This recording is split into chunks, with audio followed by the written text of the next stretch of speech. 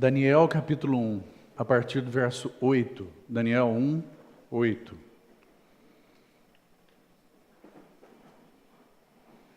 Resolveu Daniel firmemente não contaminar-se com as finas iguarias do rei, nem com o vinho que ele bebia.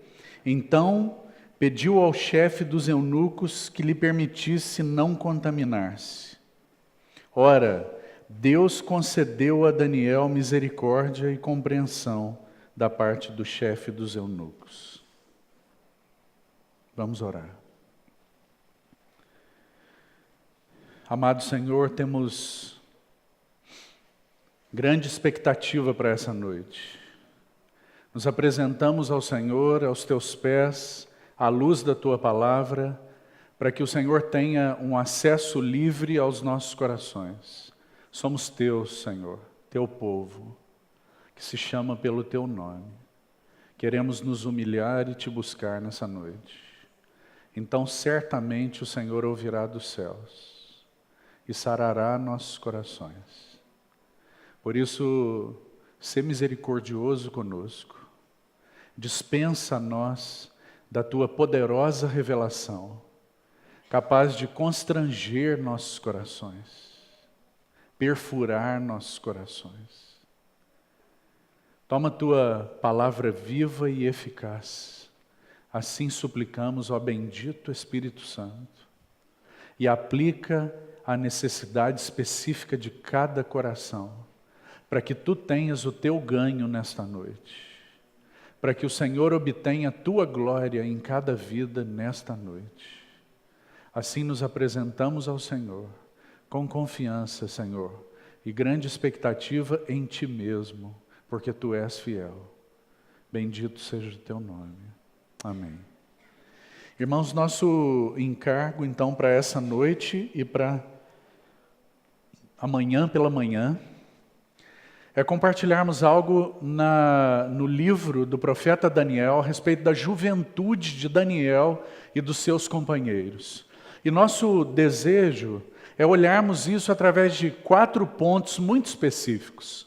Nosso encargo não é estudarmos o livro, nós não temos tempo para isso, mas nosso desejo é apenas destacarmos na vida do jovem Daniel, já que Daniel foi na primeira leva de cativos para a Babilônia, quando Nabucodonosor sitiou Jerusalém. Esse cativeiro foi profetizado por Jeremias. Então Jerusalém foi sitiada e o povo foi levado cativo para a Babilônia. Daniel era um jovem de 17 anos e ele foi levado cativo para a Babilônia. Segundo a tradição, Daniel nunca retornou para Jerusalém, porque ele esteve durante o cativeiro babilônico 70 anos. Então, com seus 17, são 87 anos. Daniel já era muito velho quando Ciro, o persa, conquistou o Império Babilônico. E então Daniel ainda participou dos fins do Império Persa, mas já velho, Daniel não suportava fisicamente o retorno para Jerusalém. Então, Daniel morreu na Babilônia. Ele não retornou para Jerusalém, com aquelas levas, primeiro com Zorobabel, depois com Esdras e por fim com Neemias. Mas nós sabemos que tudo que Deus intentou, no que se refere à restauração daquela nação, começou, lembre-se disso, começou com Daniel na Babilônia. O testemunho do Senhor estava em ruínas.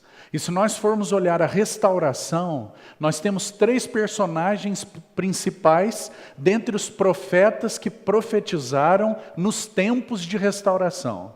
Então nós temos Zorobabel, uma leva retorna com Zorobabel, nós temos Esdras e nós temos Neemias. Mas certamente, irmão, a restauração no que concerne o início no coração de Deus encontrou uma correspondência na terra através de um homem, Daniel.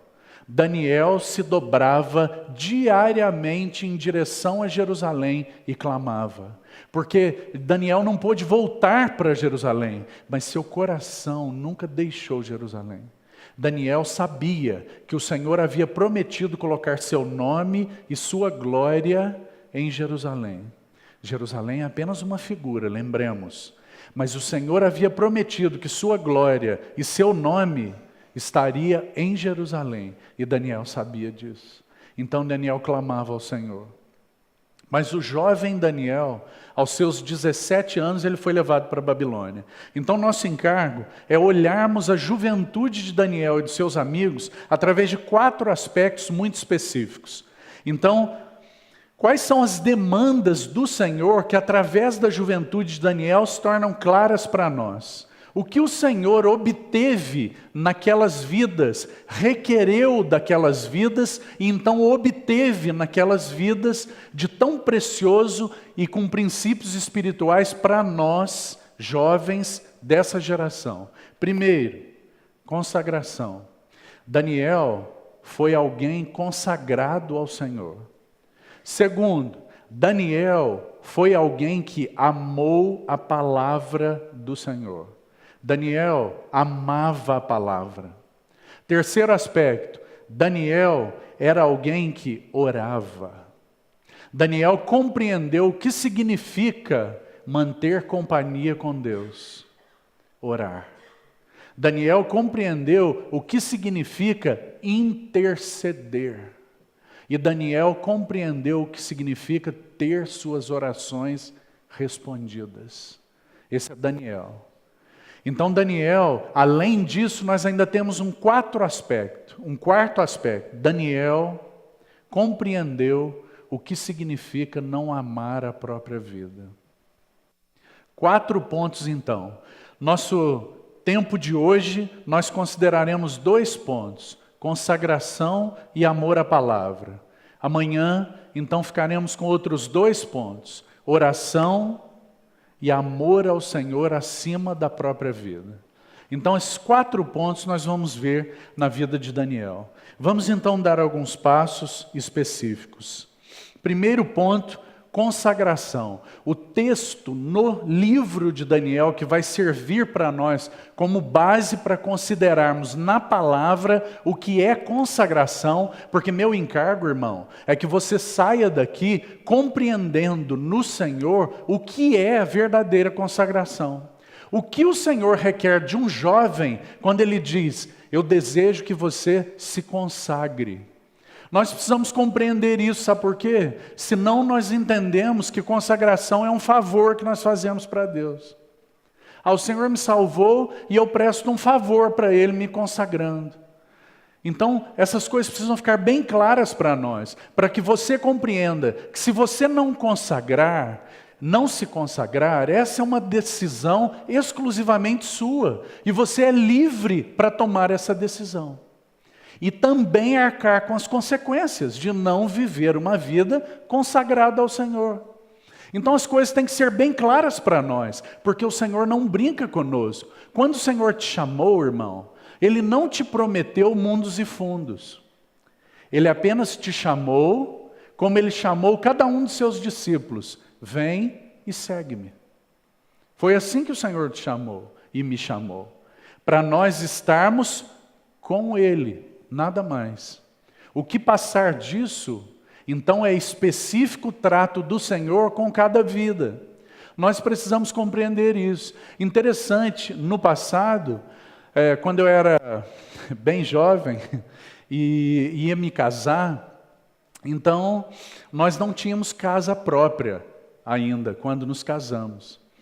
E nós ouvíamos os irmãos mais velhos sempre dizerem assim, aquilo cortava o meu coração, irmão. Mas os irmãos mais velhos falavam assim para nós, quem casa quer casa. Não é isso? E nós não tínhamos casa naquele momento. E então meu coração se angustiava, porque o que nós podíamos fazer naquele momento era pagar aluguel. Porque nós entendíamos que era o momento de nos casarmos. Há quase 20 anos atrás. Então, num dado momento, o Senhor usou um irmão E de forma tão particular, esse irmão disse assim: olha, quando o Senhor te chamou, Ele não te prometeu uma casa própria. Ele não disse que você teria uma casa própria. Porque se você não tiver casa própria até Ele retornar, qual o problema, irmão? Ele te prometeu alguma coisa? Se você tiver que pagar aluguel até Ele voltar, qual o problema, irmão?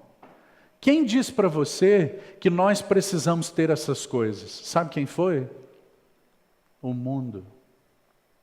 O mundo é que estabelece um padrão de exigências e subjuga você, jovem. Nós precisamos ouvir a voz do Senhor e nos lembrarmos que o que o Senhor requer de nós? Primeiro, consagração. Então, Daniel, no capítulo 1, verso 8, verso que nós lemos então inicialmente, diz assim: resolveu, impressionante. Essa expressão fala muito aos nossos corações. Resolveu firmemente. No que concerne a consagração, essa é a atitude que o Senhor espera. Resolveu firmemente. O Senhor olha para nós, Ele não força você a nada, mas Ele comprou você, comprou por preço. Você é dele e eu sou dele. E o melhor que nós fazemos na nossa vida para encontrar satisfação e realização pessoal é nos consagrarmos. Sabe por que tem tantos crentes frustrados? Porque estão se consagrando a outras coisas que não o Senhor. Porque a nossa máxima realização pessoal é nos consagrarmos ao Senhor. O resto é secundário. E eu não estou dizendo que você não vá fazer o resto, amado. Mas compreenda bem, nós fomos chamados para Deus, exclusivamente para Ele. Então, se nós perguntássemos para você qual é sua vocação, alguns poderiam dizer: a minha vocação tem a ver com exatas. A minha vocação, e tantos aqui devem estar fazendo aqueles testes vocacionais para saber qual a área, a minha vocação tem a ver com humanas. Irmão, tua vocação é celestial. Tua vocação é se consagrar ao Senhor. E o jovem Daniel, 17 anos, ele compreendeu isso. Então, quando Daniel foi levado para a Babilônia, e olha, a Babilônia é uma figura do contexto que você e eu nós estamos inseridos. Sabe o que o rei da Babilônia fez? Quando ele conquistou, Nabucodonosor conquistou Jerusalém, levou aqueles jovens para lá, então aquela figura maligna, Nabucodonosor, ele pediu algo, que fossem trazidos para ele jovens cultos, inteligentes, versados na cultura hebraica, trazidos para o palácio. Com qual finalidade? O que você acha que ele queria fazer com eles? Qual era o objetivo de Nabucodonosor? Porque esse é o mesmo objetivo do maligno hoje. O que ele queria? Babilonizar aqueles jovens. Qual é o encargo e o desejo do maligno hoje? Mundanizar você. Ele vai procurar contaminar você. Ele vai te envolver com as coisas desse mundo, de tal maneira que você fique envolvido e você não se consagre ao Senhor. Esse era o desejo de Nabucodonosor. Ele procurava babilonizar aqueles jovens. Ele procurava conduzi-los. Jovens, o verso 4 do capítulo 1 diz assim: eram jovens sem nenhum defeito, de boa aparência, instruídos em toda sabedoria, doutos em ciência, versados no conhecimento, e que fossem competentes para assistirem no palácio do rei. E então o verso 5 diz assim: determinou-lhes uma ração diária. Qual o objetivo? Babilonizar aqueles jovens. Porque deixe-me dizer uma coisa para você. Naturalmente isso é verdade. espiritualmente também. O natural serve para explicar o espiritual. Você é aquilo que você come. Você é aquilo que você come. Então, se nós comemos as iguarias finas do rei, nós seremos semelhantes a eles. Agora, jovem, o que você tem comido?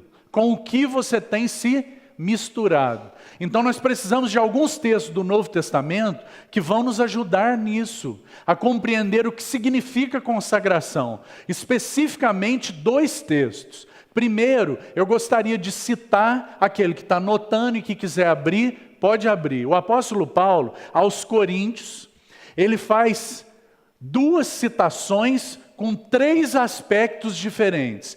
Primeiro aos Coríntios, capítulo 6, verso 12, e 1 aos Coríntios, capítulo 10, verso 23. Esses 2 versículos, eles trazem 3 colocações específicas que eu gostaria de chamar a sua atenção aqui. Ele diz assim: primeiro, todas as coisas me são lícitas, mas nem todas me convêm. Então, o apóstolo Paulo está apresentando para nós algo prático para nós lidarmos com as coisas desse mundo. Algo específico para que nós vivamos uma vida consagrada ao Senhor. Então, quero tentar te ajudar aqui. Veja só, todas as coisas me são lícitas. Veja que ele está falando do lícito, irmão. Não tem nada ilícito aqui. O ilícito, nós não devemos nos envolver. Esse tipo de coisa nem se nomeia entre nós, ou pelo menos deveria ser assim. Mas infelizmente o povo de Deus tem sido envergonhado por ilicitudes. Então nós temos irmãos defraudando o fisco. Então nós temos irmãos procedendo de uma maneira ilícita. E isso envergonha o nome do Senhor. Agora, o apóstolo Paulo diz assim: todas as coisas me são lícitas, mas nem todas convêm. O que ele está estabelecendo? Ele vai estabelecer 3 filtros. 3 filtros. O primeiro filtro é o filtro do convém. Esse filtro é um filtro, é uma peneira de buracos maiores. Porque o convém ainda é muito superficial. Muitas coisas passam no que se refere ao convém. Quando nós conversamos com jovens, por exemplo, isso é tão usado por eles. Não, mas eu faço assim porque isso me convém. Pode não convir para você, mas para mim convém. Para mim convém sair e estar nesse ou naquele ambiente. Pode não convir para os irmãos mais velhos, mas para mim convém. Eu não estou fazendo nada ilícito, compreende? Então o filtro do convém é um filtro, uma peneira de buracos muito grandes. Mas então Paulo propõe um segundo filtro, e ele faz uma redução do buraco da peneira brutal agora, irmão. Porque ele diz assim: todas as coisas me são lícitas. Segundo aspecto, mas nem todas edificam. Então Paulo faz uma redução brutal do filtro, porque primeiro ele diz: todas as coisas me são lícitas, mas nem todas me convêm. Então nós ficamos ainda considerando aspectos na subjetividade. Convém, não convém, deve, não deve, mas ele dá um passo mais. Então ele diz assim: todas as coisas me são lícitas, mas nem todas edificam. Então agora, irmão, você jovem já tem um segundo filtro. Todas as coisas são lícitas, mas edificam. O que você tem feito, jovem? O seu comportamento, todas as coisas são lícitas, você não tem praticado o ilícito. Se estiver praticando o ilícito, que se arrependa diante do Senhor. Porque se assim não fizer, o Senhor irá expor você. Não tenha dúvida disso. Então, se nós precisamos olhar diante do Senhor, expormos nossas vidas, para que Ele possa nos mostrar o que edifica e o que não edifica. Então, meu irmão, o filtro já fica realmente considerável, porque nós estamos falando de resolver firmemente não se contaminar. Então o apóstolo Paulo está nos ajudando. Se você deseja, se você resolveu, que palavra que é essa? Esse resolveu é colocar como um sinal, fixar um marco. Isso que Daniel fez. Daniel tomou uma atitude e fixou um marco. Eu resolvi firmemente não me contaminar. O sentido é poluir-se. Eu resolvi, não vou me contaminar. Fincou um marco. Então o apóstolo Paulo vai nos ajudar. Olha, todas as coisas são lícitas, mas nem todas convêm. Primeiro filtro. Se nós não temos tido nem percepção do que convém e do que não convém, então que o Senhor nos ajude, que o Senhor nos conceda graça, para que nós tenhamos discernimento espiritual. Mas ele dá um passo e diz: todas as coisas me são lícitas, mas nem todas edificam. Então ele dá um passo para a peneira do não se contaminar ser com buraquinhos menores. Mas há ainda um terceiro filtro com relação à contaminação. E Paulo diz assim: todas as coisas me são lícitas, mas eu não me deixarei dominar por nenhuma delas. E esse é o terceiro filtro. E há ainda uma redução drástica. Sabe por quê? Porque muitas vezes nós estamos envolvidos com aquilo que nós entendemos que edifica, mas tem gerado nas nossas vidas algo que nos domina. Coisas que exercem sobre nós um domínio.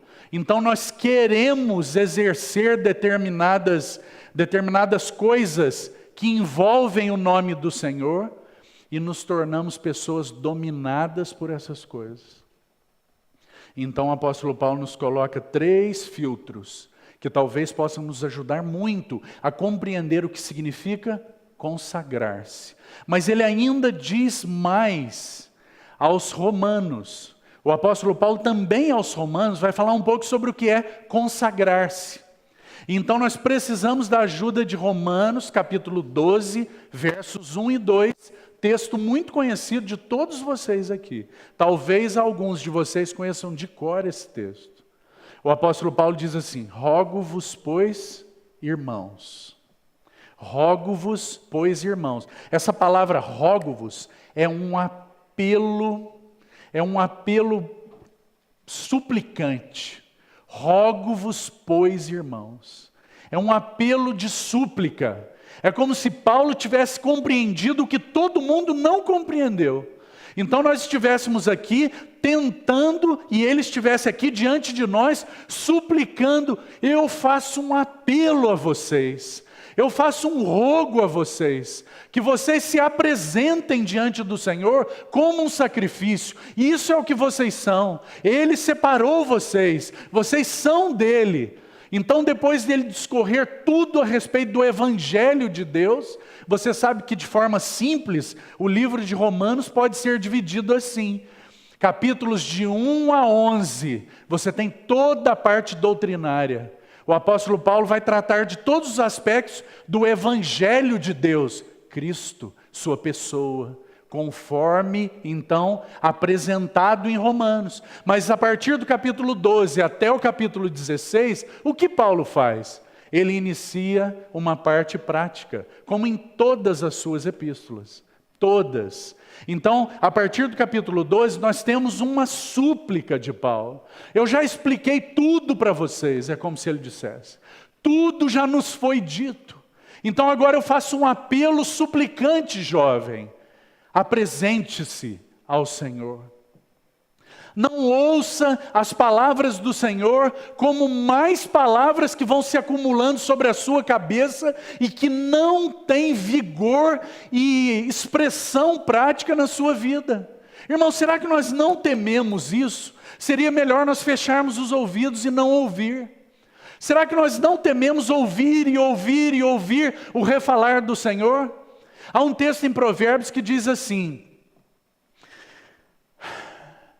depois de tanto o Senhor falar, Então há uma frase assim: serão golpeados sem que haja cura.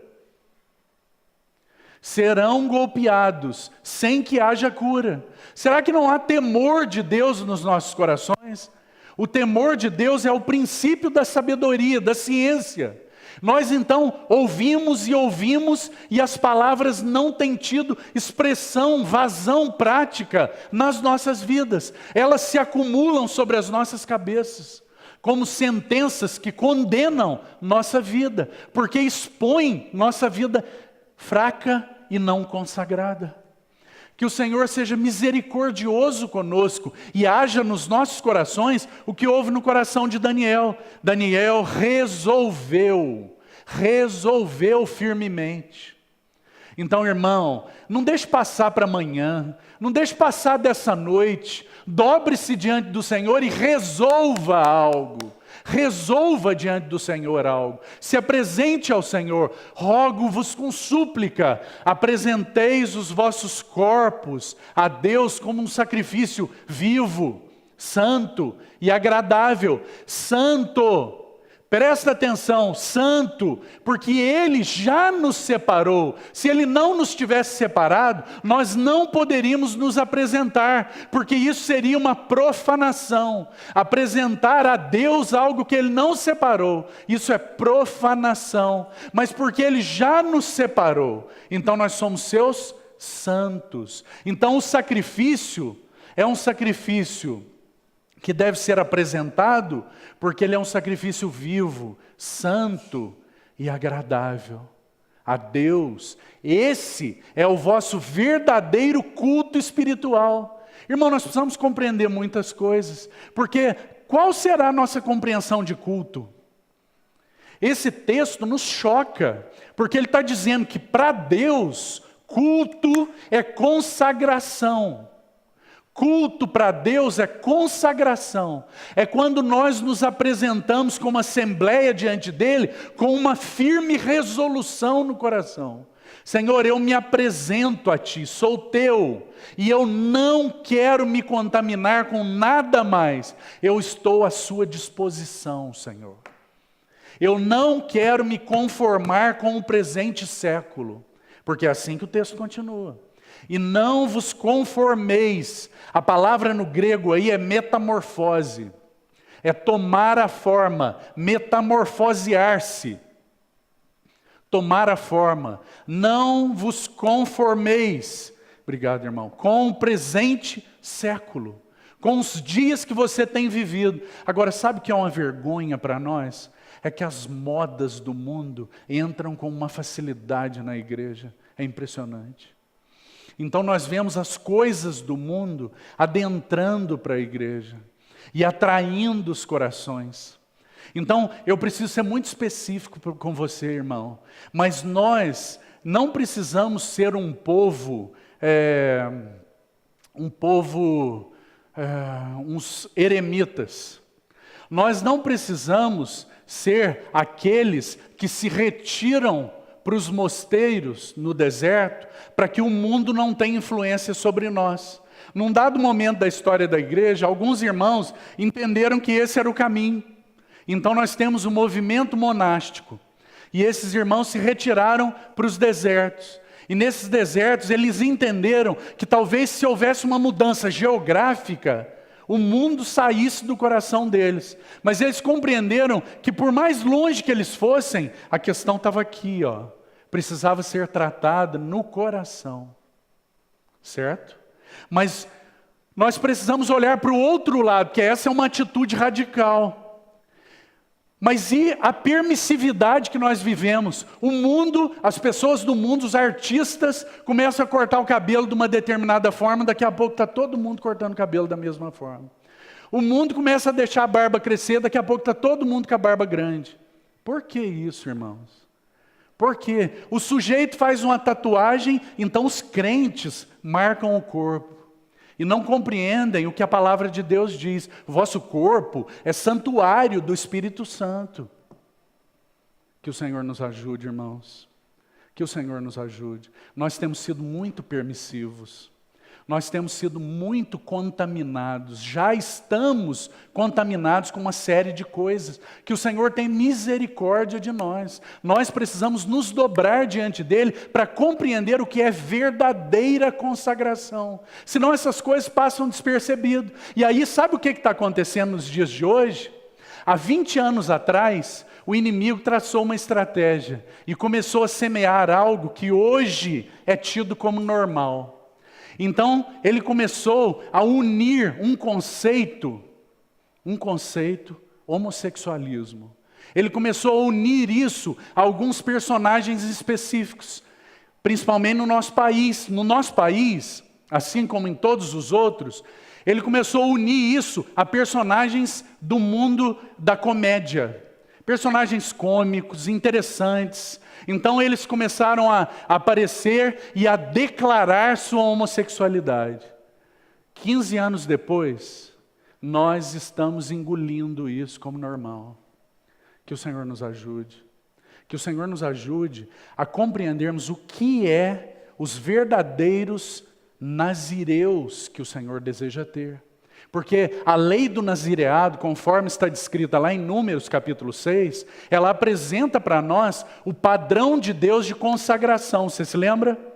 Se você abrir em Números capítulo 6, é dito que os nazireus, eles tinham que se abster de 3 coisas específicas. Você lembra? Você lembra quais eram essas coisas? Primeiro, eles tinham que se abster de vinho ou bebida forte. Nenhum nazireu, você pode substituir. Nazireu é a palavra no Velho Testamento para consagrado do Novo. É a mesma palavra. Então os nazireus são aqueles que se consagravam ao Senhor. Os nazireus, eles precisavam se abster de 3 coisas. E vamos tentar pensar nessas 3 coisas, porque elas vão nos ajudar de forma prática ainda nessa noite. Primeira coisa que eles tinham que se abster: vinho ou bebida forte. Eu não preciso, pelo menos não precisaria dizer para vocês, que você jovem não deve se envolver com bebida alcoólica. Eu não deveria precisar dizer isso. Mas infelizmente, para vergonha nossa, tem muitos contextos em que os jovens têm feito festinhas e se embriagado.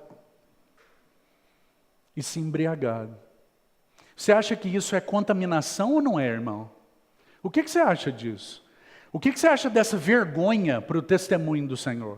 Será que nós estamos atentos? Ou será que nós já achamos normal? Ah, isso é coisa de jovem. Irmão, coisa de jovem, segundo a Bíblia, é resolver firmemente.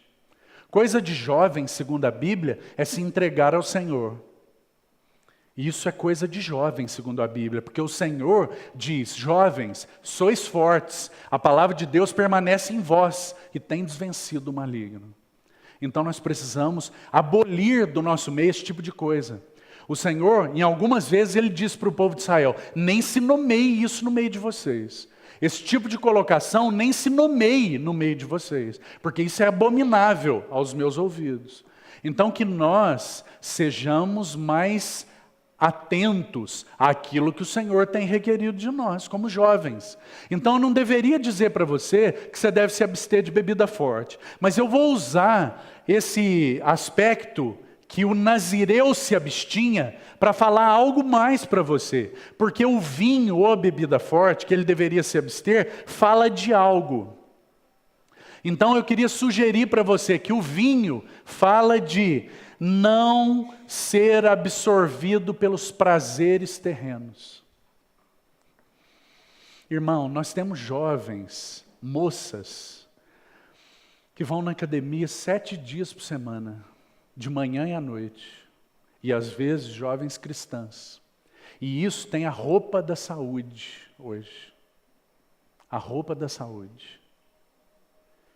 Mas isso é vinho. Isso é se envolver e ser absorvido por prazeres terrenos. Nós precisamos de ajuda, irmãos. Nós precisamos de luz do Senhor, para que nós não nos contaminemos.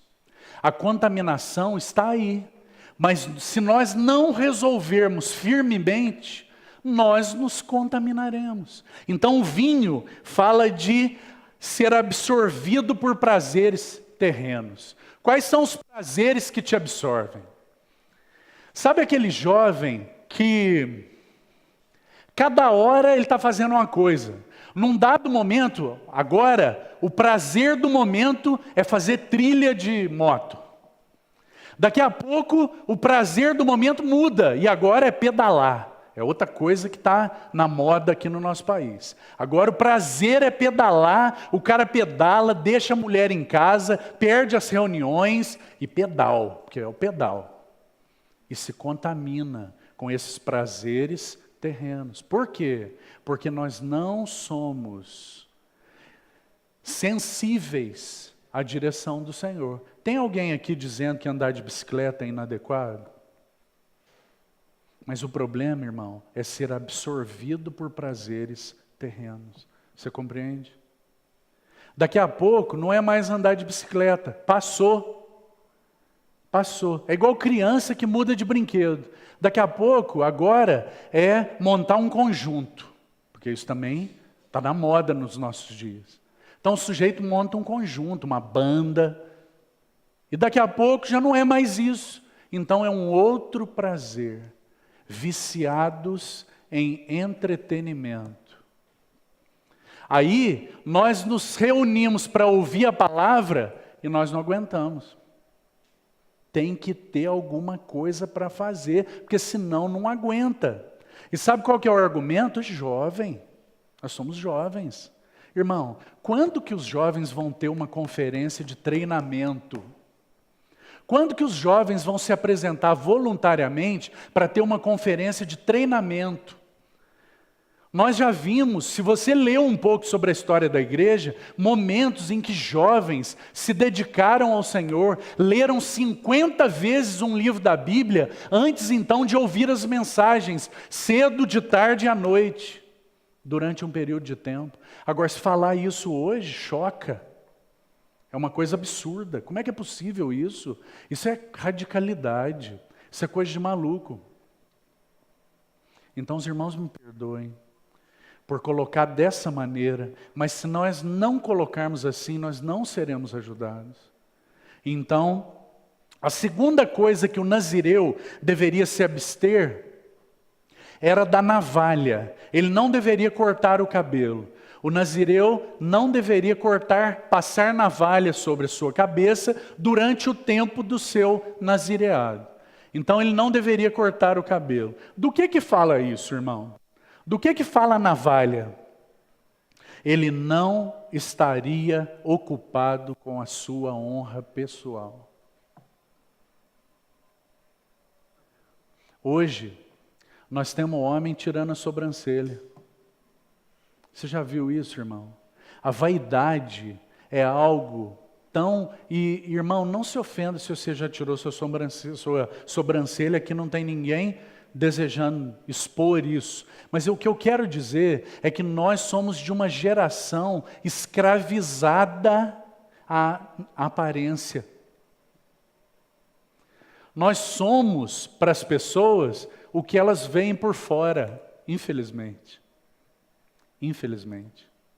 Nós reconhecemos as pessoas, a nossa geração tem o hábito de se referir às pessoas, ainda mais no nosso país, que carro é sinônimo de status, nós nos referimos às pessoas como fulano que tem tal carro. Ah, você conhece aquele fulano? Aquele que tem aquele carro. Por quê? Por que é assim, irmão? Por que as pessoas não podem se referir a nós como elas se referiam a Elias? Você se lembra, irmão? Quando Elias vinha, o que as pessoas diziam dele? Eis aí vem o homem de Deus. Por que nós perdemos tanto? Nossa geração perdeu tanto e nós temos uma geração tão fraca. Por quê? Qual a razão da nossa fraqueza? Nós não temos nos consagrado. Nós não resolvemos ainda não nos contaminar. Nós temos permitido comer das iguarias finas do rei. E isso tem gerado suas consequências para o testemunho do Senhor nesses dias. Não passavam navalha, não estavam ocupados com sua honra pessoal. Esses são os nazireus. Por quê? Porque eles estavam ocupados com a honra de outro irmão. Porque eles estavam ocupados com a honra de outro.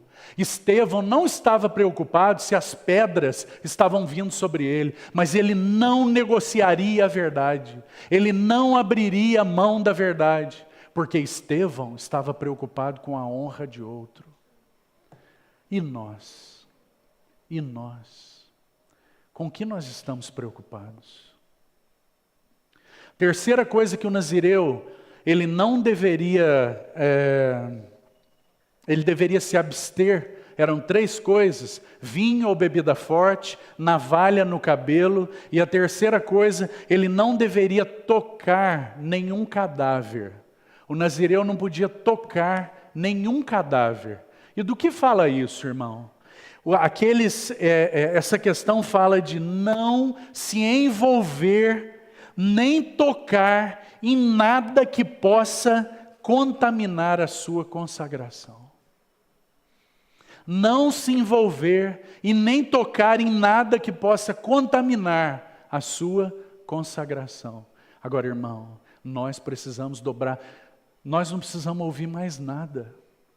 Talvez fosse necessário nós dobrarmos nossos joelhos agora diante do Senhor e dizer: Senhor, tem misericórdia. Quantas coisas eu tenho tocado que são morte e que têm contaminado a minha consagração. E, portanto, minha vida não pode ser apresentada como um sacrifício agradável ao Senhor. Irmão, nós olhamos muitas vezes aquelas narrativas do Velho Testamento de que o povo de Israel estava corrompendo o serviço, o sacerdócio estava completamente corrompido, por exemplo, nos dias de Malaquias. Se você ler o livro de Malaquias, você vai ver o quanto havia de corrupção no serviço, no sacerdócio do povo. Segundo o relato de Malaquias, os sacerdotes estavam sendo subornados para receber o animal defeituoso. Eles recebiam suborno para consagrar um animal com defeito. Certamente esse sacrifício não era agradável ao Senhor. Então nós nos chocamos quando olhamos para isso, mas nós não nos chocamos quando nos apresentamos ao Senhor contaminados. Compreende, irmão? Nós nos apresentamos ao Senhor contaminados. O Senhor é muito sensível à qualidade da nossa vida de consagração. Que o Senhor nos ajude. Que o Senhor nos ajude. Então, vamos dar um passo mais. Primeiro aspecto, então, consagração. Daniel resolveu firmar um testemunho. E ele não se envolveu com as finas iguarias do rei. Qual foi a consequência? Sabe qual foi a consequência? Irmãos, há 20 anos atrás, a gente olhava para os jovens cristãos e usava sempre um versículo para falar deles. E dizia assim: os jovens cristãos são mais bonitos do que os mundanos, porque a vida do Senhor aformoseia o rosto. Será que nós podemos dizer isso hoje? Será que nós podemos dizer isso hoje? E não tem ninguém aqui falando de beleza física, mas nós estamos falando de algo que pode ser visto pelo Senhor e notado como um testemunho pelos de fora. Sabe por quê? Porque quando Daniel resolveu firmemente se consagrar, eu quero mostrar no texto para você a consequência. Então, observa aí o verso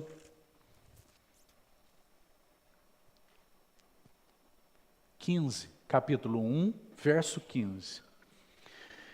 No fim dos 10 dias, porque você sabe que Daniel propôs para o chefe dos cozinheiros que ele servisse só legumes e água para ele e para os seus companheiros. E então, durante 10 dias, ele fizesse um teste. Depois de 10 dias, ele visse fazer um exame. entre Daniel, seus companheiros e os jovens, então, que estivessem comendo a ração do rei. Então, olha o que aconteceu. No fim de 10 dias, as suas aparências eram melhores. É impressionante isso, não é, irmão? As suas aparências eram melhores. Estavam eles mais robustos do que todos os jovens que comiam das finas iguarias do rei. Será que nós temos compreendido que as finas iguarias que nos têm sido oferecidas na nossa geração vão nos levar a uma condição espiritual imprestável, detestável, contaminada?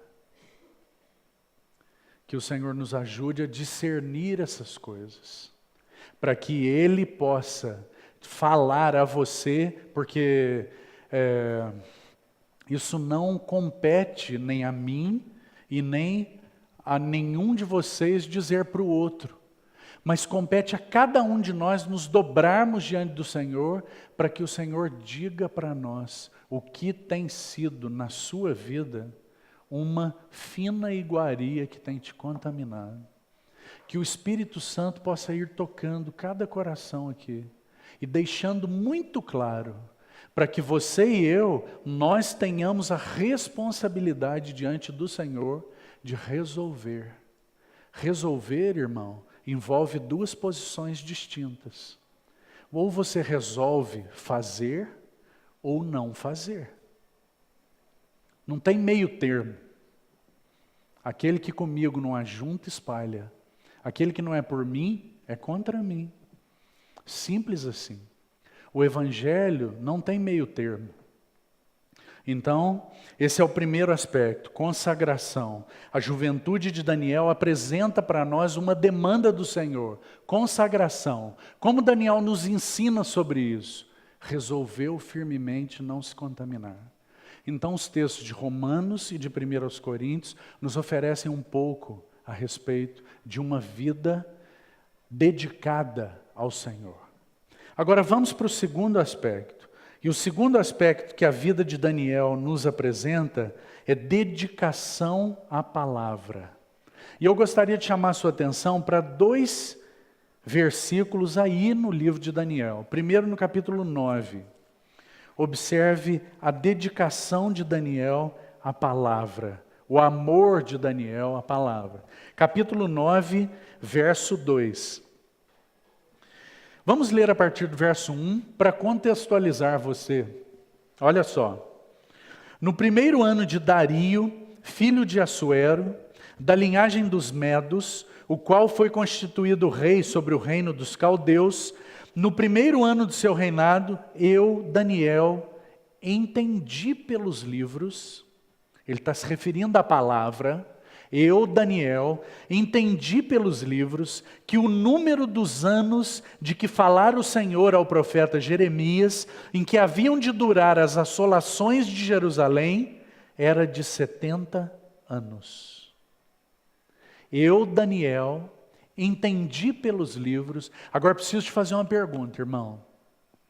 Será que você, nas coisas relacionadas à sua vida, você tem tido essa atitude?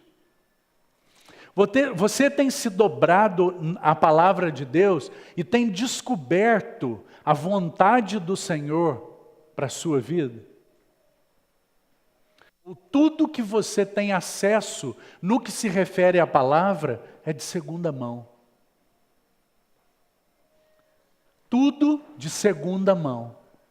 Mas Daniel não. Eu entendi pelos livros amor à palavra. Irmão, onde estão os jovens que memorizavam textos? Onde estão? Onde estão os jovens que se aplicam à palavra? Onde estão as gincanas em que o que é apresentado, o que é disputado, é o apreço e o amor pela palavra? Onde estão nos nossos contextos? E com isso, nós não precisamos excluir a gincana, as brincadeiras físicas, enfim, nada disso. Mas onde estão os jovens que amam a palavra?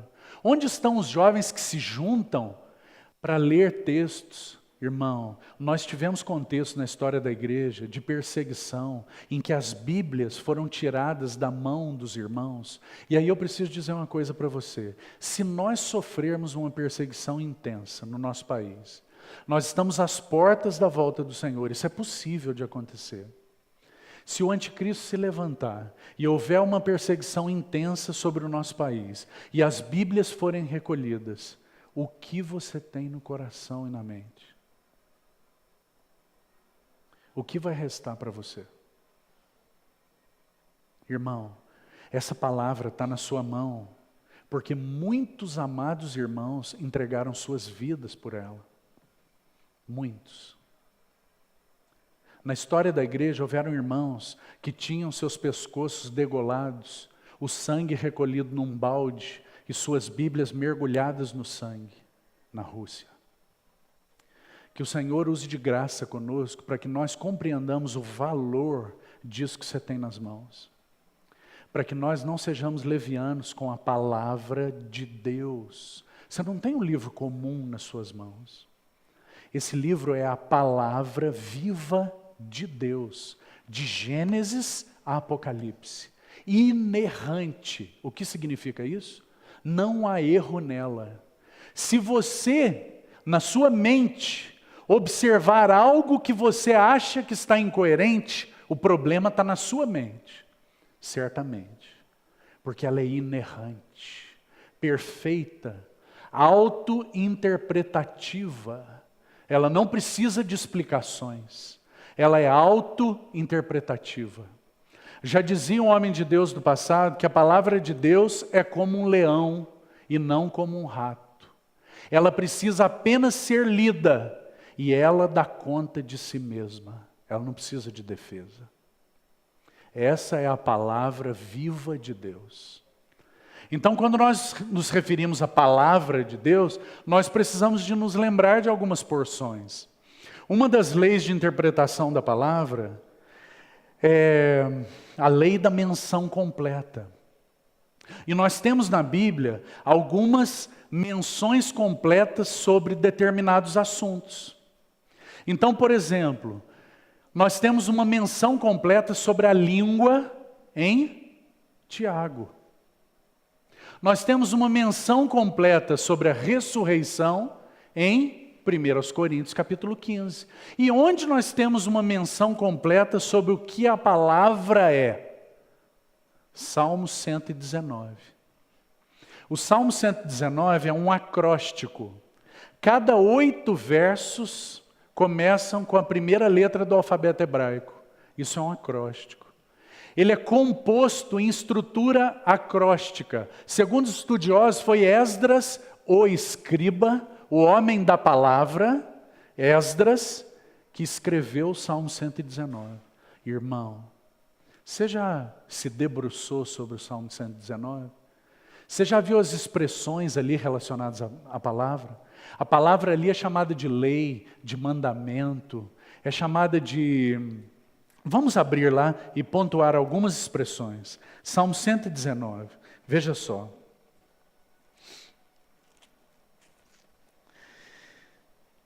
São 176 versículos, compostos em grupos de 8 versos. Eu gostaria apenas de citar alguns versículos para você que exaltam a beleza da palavra do Senhor. Então, rapidamente, para que nós compreendamos aquilo que Daniel compreendia. Então ele guardava no coração a palavra e se dedicava à palavra. Veja o primeiro verso, um verso tão conhecido de vocês, diretamente direcionado aos jovens, nesse salmo da palavra. Salmo 119, verso 9. Diz assim: de que maneira... E olha que o nosso assunto aqui era contaminação, certo? Então, a palavra vai nos ajudar um pouco mais sobre isso. Então diz assim: de que maneira poderá o jovem guardar incontaminado ou puro o seu caminho? De que maneira poderá o jovem guardar puro o seu caminho? Então, irmão, a vida consagrada e pura de Daniel era uma vida muito simples. Muito simples. A vida de alguém que resolveu firmemente não se contaminar com isso, mas mergulhar nisso.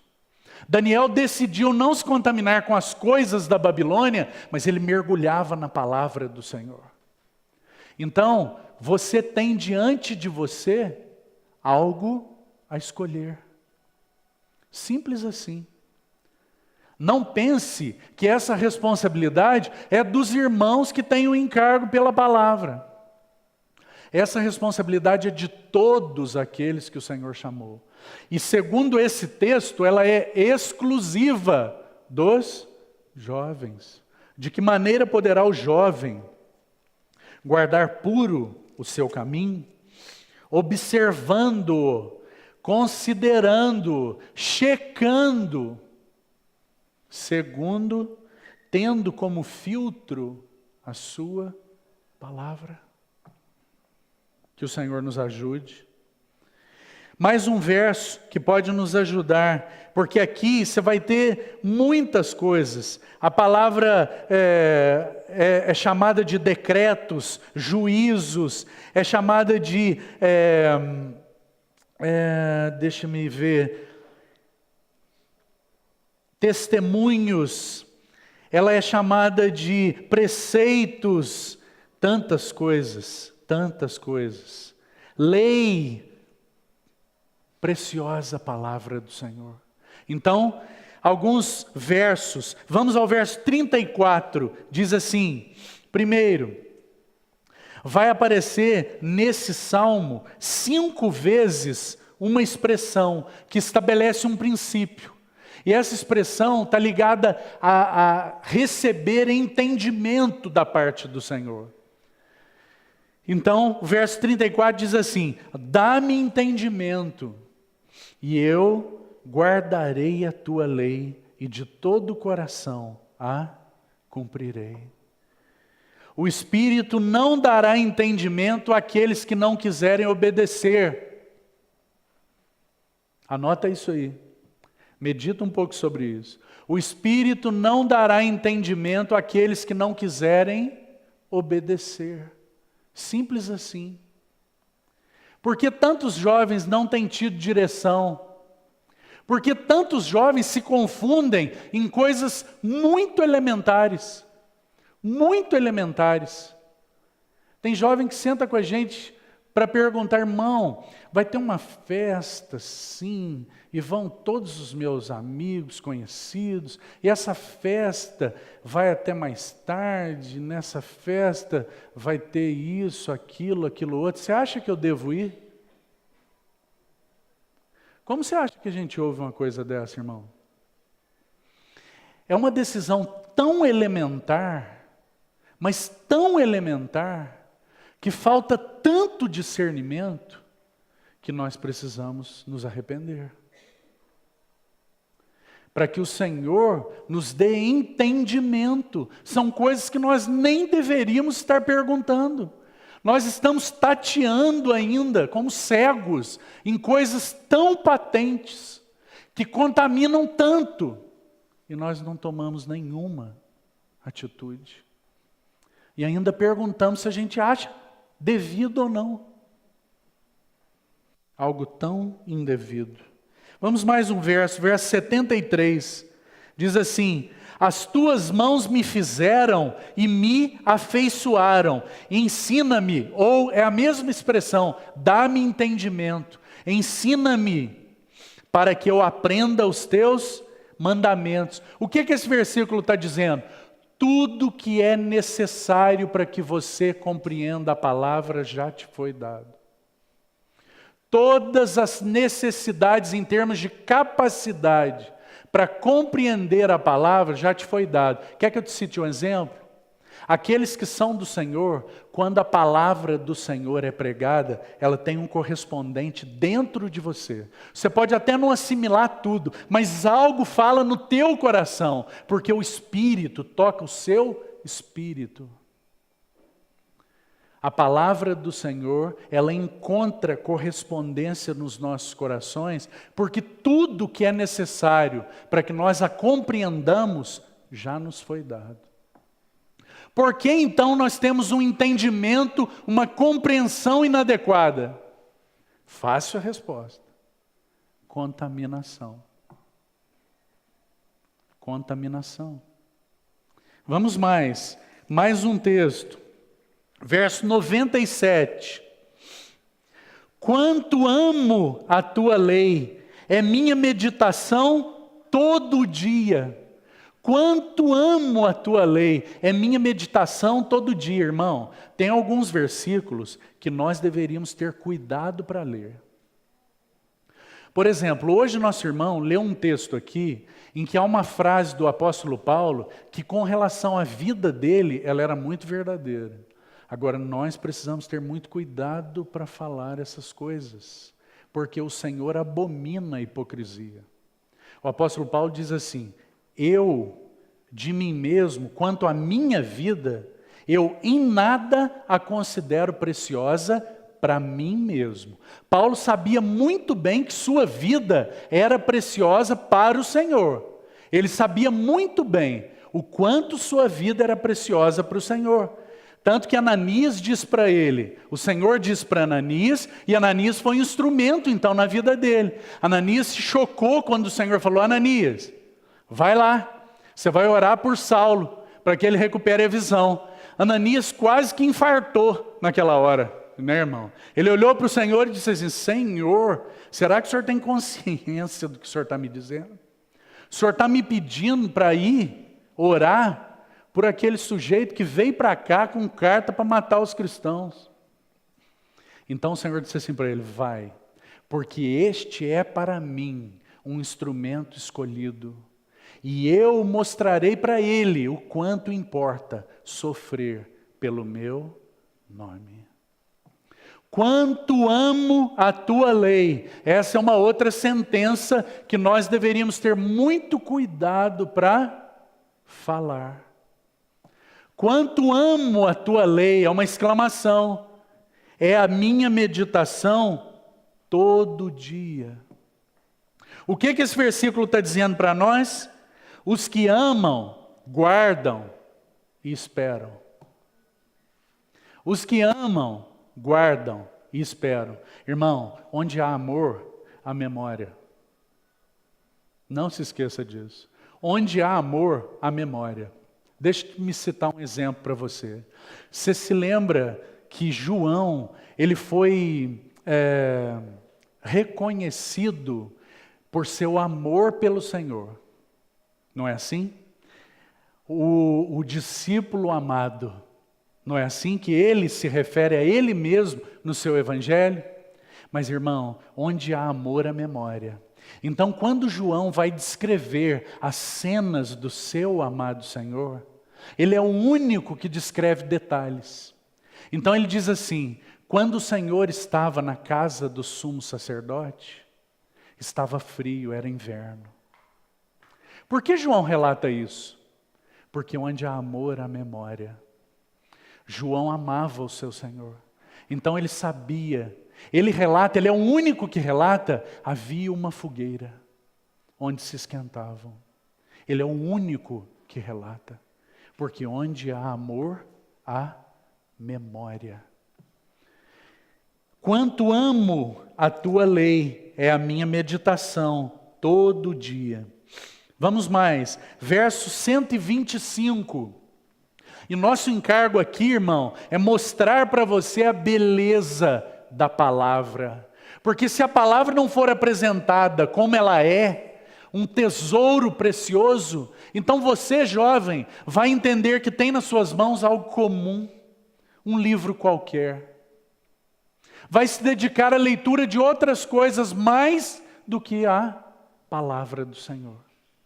Então, o verso 125 vai dizer para nós assim: sou teu servo, mais uma vez a expressão, dá-me entendimento. Sou teu servo, dá-me entendimento, para que eu conheça os teus testemunhos. A palavra para servos aí, sabe qual é? Escravo. A palavra para servo, que foi traduzida aí por João Ferreira de Almeida para servos, no original é escravo. O que esse texto está dizendo para nós? O entendimento espiritual é para os escravos. Você quer ter entendimento espiritual? Você quer conhecer a palavra? Você quer realmente compreender a palavra de Deus? O entendimento é para os servos. O entendimento espiritual é para os escravos. É para os consagrados. É para aqueles que se debruçam, como Daniel. Eu me dediquei a entender nos livros. Então descobri, que maravilha, irmão, Daniel cavando naquele poço de pedras preciosas. E eu descobri que o tempo das assolações de Israel havia se findado. Então Daniel ora. E o Senhor envia a resposta para ele. E aquele mensageiro de Deus diz assim: olha, Daniel, porque você se dedicou, por isso mesmo eu vim. Que maravilha, irmão. Vamos mais, verso 144. Eterna é a justiça dos teus testemunhos. Dá-me inteligência ou entendimento. Mais uma vez, dá-me entendimento deles e viverei. Dá-me entendimento e viverei. Eterna é a justiça dos teus testemunhos. O que esse texto está dizendo para nós? Nós não somos juízes da Bíblia. A Bíblia é que julga nossas vidas. Nós nunca podemos tomar essa palavra e exercer juízo sobre ela. Ela é a palavra autobiográfica de Deus que exerce juízo sobre nós. Verso 144 está dizendo, o salmista suplica entendimento para não exercer juízo sobre a palavra do Senhor. Que o Senhor conceda isso a essa geração de jovens questionadores. Que o nosso coração silencie diante da palavra de Deus. Sabe o que aconteceu com Jó, irmão? Jó era cheio de justiça própria, cheio. O Senhor então precisou tratar e trabalhar Jó. Embora Jó fosse alguém que se desviava do mal, embora Jó fosse um servo exemplar, mas o Senhor precisava remover a base da confiança de Jó, para que ele confiasse só no Senhor. Então Jó começa a falar, seus amigos. Então, cada um daqueles amigos, Zofar, Bildade, Eliú, tantos amigos, vêm e falam a Jó, e Jó questionando muitas coisas, até que no capítulo 38, do meio de um redemoinho, o Senhor fala com Jó. Irmão, é tão interessante que o Senhor começa colocando Jó no lugar dele. Então o Senhor compara Jó a dois animais, o crocodilo e o hipopótamo. Tão interessante. O Senhor diz assim: Jó, quem pode colocar um anzol na boca do crocodilo? Ninguém. Ele é como um tanque de guerra. Suas escamas são tão juntas que não penetra nem o ar. É como se o Senhor estivesse falando: Jó, esse é você. Só que eu vou colocar um anzol na sua boca, Jó. Você é forte como um hipopótamo. Suas convicções são como colunas de mármore. Mas eu vou arruinar suas convicções.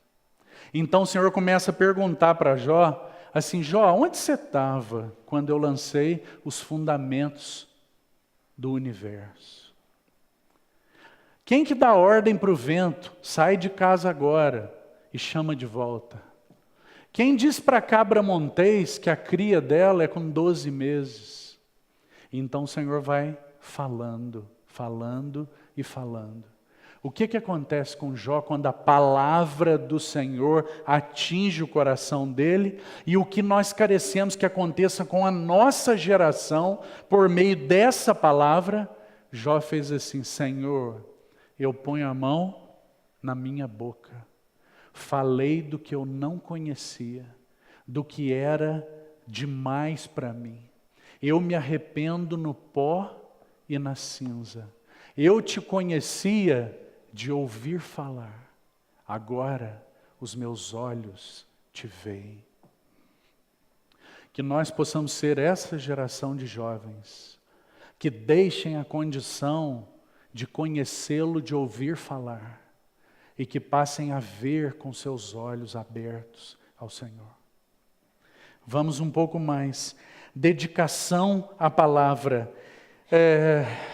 Apenas para citar um texto muito importante do Novo Testamento, Colossenses capítulo 3, verso 16. Há uma expressão ali muito significativa, nós não podemos falar da palavra e não colocar isso.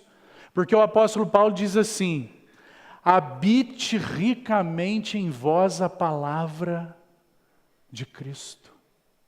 Habite ricamente em vós a palavra de Cristo. Que texto precioso. E eu gostaria de ler mais um texto com você para nós encerrarmos então em Tito, capítulo 1, verso 9. Abra comigo. Tito, capítulo 1, verso 9. E nós vamos fazer algumas considerações e então encerramos nessa noite.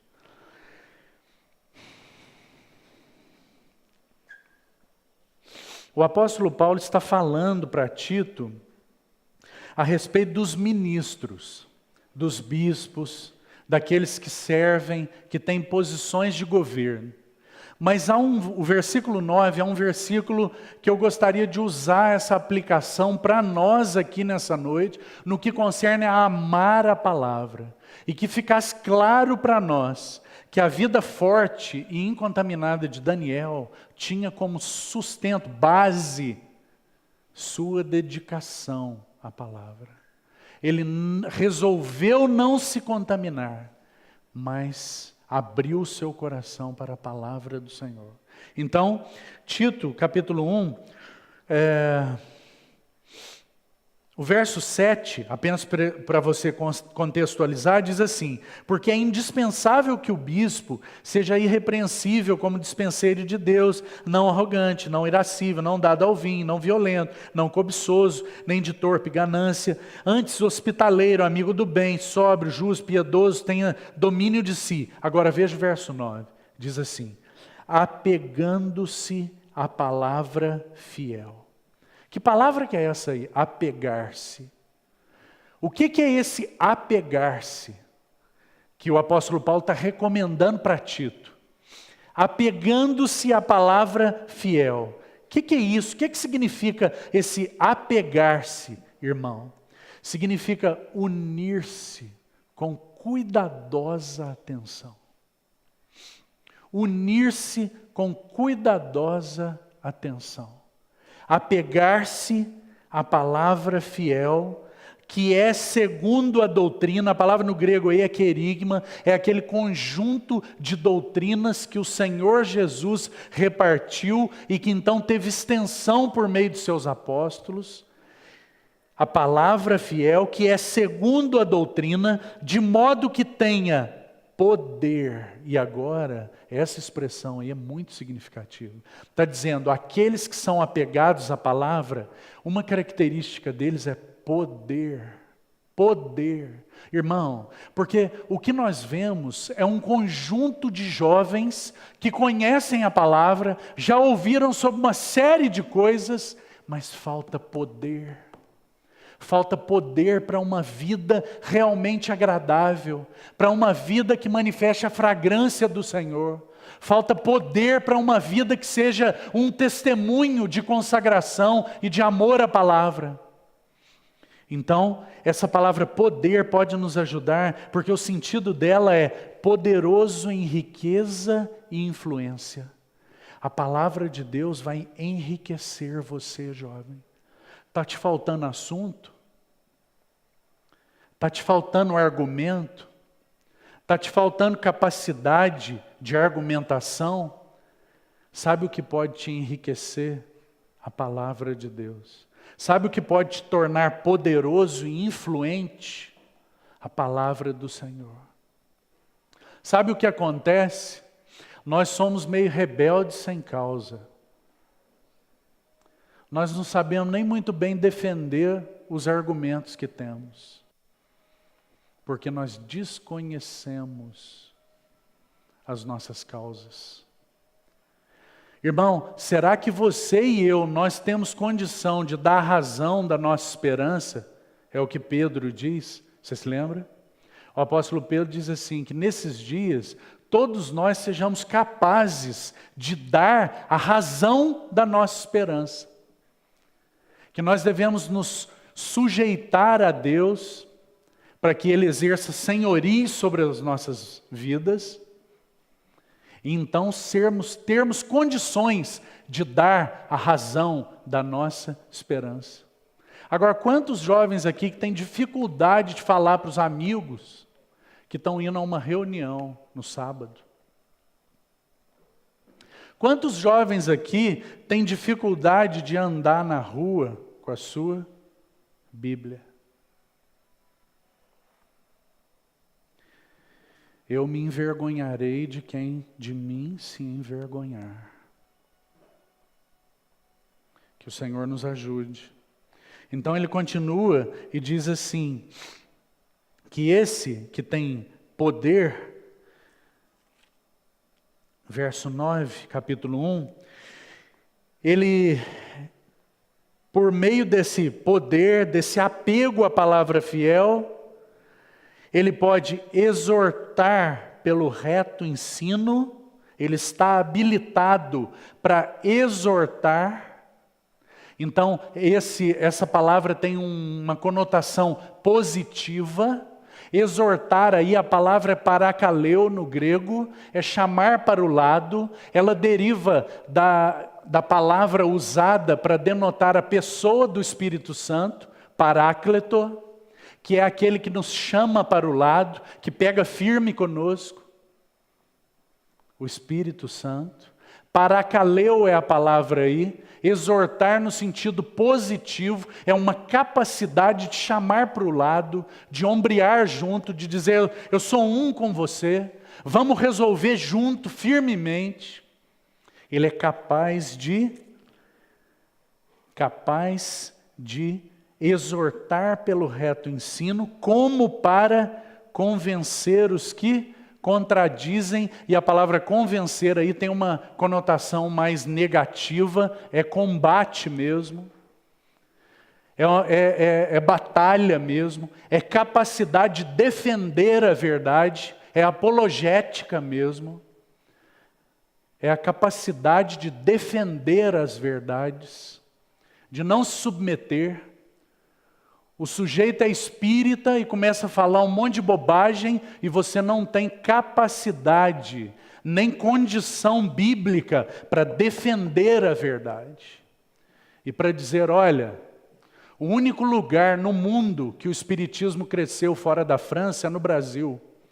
Com uma falsa ideia, uma mentira, uma fraude, que diz para as pessoas afetivas, por personalidade, porque o brasileiro é assim, que tem um caminho para os sofrimentos delas e para as perdas delas. Essa fraude maligna, que aquele que perdeu vai ter acesso à pessoa que já foi. E você não tem condições de dizer assim, olha, segundo a palavra de Deus em Hebreus, ao homem está reservado morrer uma só vez e depois disso, o juízo. Compreende, irmão? Que o Senhor nos ajude. Porque senão os crentes fracos entre nós serão enredados. E olha, eu preciso te dizer que tem muitos crentes fracos que são enredados por essas fraudes. Ligam a televisão e escutam esses mercenários dizendo um monte de bobagem, afirmando como se fosse isso a palavra do Senhor, e não tem condição de contradizer isso com firmeza, porque a palavra não habita ricamente no seu coração. Então há tanta confusão no meio do povo do Senhor. Compreende isso, irmão? Que o Senhor nos ajude a compreender que essa é uma demanda do Senhor para esses dias do fim. Jovem, você quer estar preparado? Então guarde a palavra no seu coração. Consagre-se ao Senhor.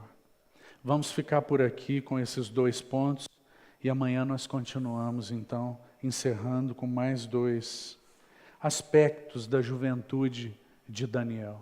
Amém? Vamos orar.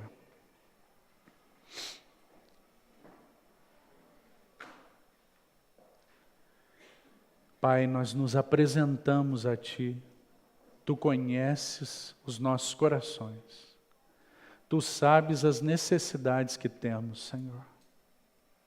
Tu sabes o quanto nós, de muitas maneiras, temos nos contaminado. Tem misericórdia de nós, Senhor. Lava-nos por meio da Tua palavra. Usa a Tua palavra poderosa para lavar-nos. Passa com Tua palavra arrancando todo e qualquer tipo de contaminação das nossas vidas. Para que sejamos para o Senhor esses preciosos nazireus. Esses que não têm se entregado a prazeres terrenos. Esses que não têm se preocupado com sua própria honra. Oh Senhor, ajuda-nos. Esses nazireus que têm encontrado no Senhor seu esconderijo. Esses que não têm tocado contaminações que mancham sua consagração. Tem misericórdia de nós, Senhor. Fala conosco. Usa a Tua palavra nessa noite para retinir nos nossos ouvidos e no nosso coração. E nos incomodar. E nos levar a mais do que concordar com as nossas cabeças. Mas nos levar a dobrar nossos joelhos em profundo arrependimento e quebrantamento aos Teus pés. Essa é a nossa única alternativa, Senhor. Que nenhum jovem aqui racionalize o que foi dito. E procure uma outra alternativa, que não seja essa. Dobrar-se aos Teus pés em arrependimento. Assim te suplicamos, no precioso nome de Jesus. Amém.